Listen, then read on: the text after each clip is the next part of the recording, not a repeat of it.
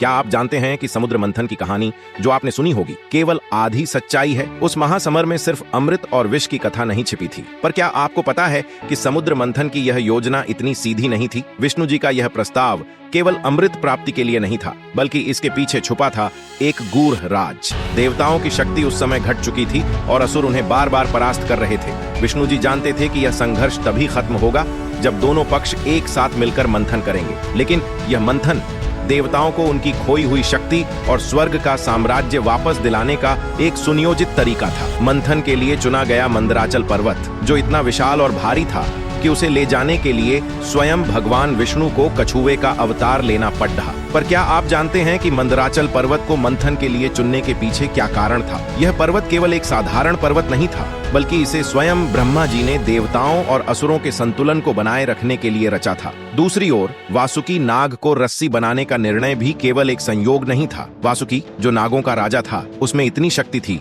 कि वह इस महासमर का भार उठा सके। लेकिन क्या आप जानते हैं कि वासुकी इस कार्य के लिए सहमत नहीं था? उसे मनाने के लिए स्वयं शिवजी को हस्तक्षेप करना पड़ रहा। पर क्या आपको पता है कि इस विष के प्रकट होने का असली कारण क्या था? यह विष उन असुरों की स्वार्थी प्रवृत्ति का प्रतीक था जो केवल अमृत के लिए मंथन कर रहे थे। इस हलाहल को शिवजी ने अपने कंठ में धारण कर लिया, लेकिन इसके पीछे की कथा और भी रोचक है। पार्वती जी ने शिवजी को रोकने का प्रयास किया, लेकिन शिवजी ने कहा कि यह सृष्टि की भलाई के लिए आवश्यक है। हालाहल विष को नीलकंठ बनने का कारण केवल एक त्याग नहीं था, बल्कि यह शिवजी की सृष्टि के प्रति असीम करुणा का प्रमाण भी था। मंथन के दौरान केवल अमृत ही नहीं, बल्कि 14 दिव्य रत्न भी निकले। हर रत्न की अपनी एक कथा है। इन रत्नों में से कुछ देवताओं के हिस्से में आए और कुछ असुरों के। इन रत्नों में से एक थी देवी लक्ष्मी, जो समुद्र मंथन से प्रकट होकर भगवान विष्णु की अर्धांगिनी बनी। अमृतपान के समय राहु नामक असुर ने देवताओं का रूप धारण कर अमृत पीने का प्रयास किया, लेकिन सूर्य और चंद्रमा ने उसकी चालाकी का भंडाफोड़ भगवान विष्णु ने तुरंत अपने सुदर्शन चक्र से उसका सिर से अलग कर दिया।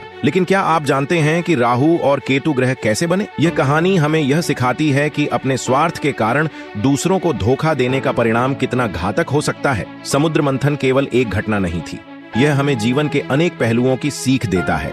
संघर्ष, त्याग, धैर्य और सहयोग की। देवताओं और असुरों का यह महासमर सिखाता है कि जीवन में हर चीज का एक मूल्य होता है और हर मूल्य को चुकाने के लिए हमें तैयार रहना चाहिए। समुद्र मंथन की यह अनसुनी कहानियां हमें यह समझाती हैं कि हर चुनौती के पीछे एक नई शुरुआत छिपी होती है।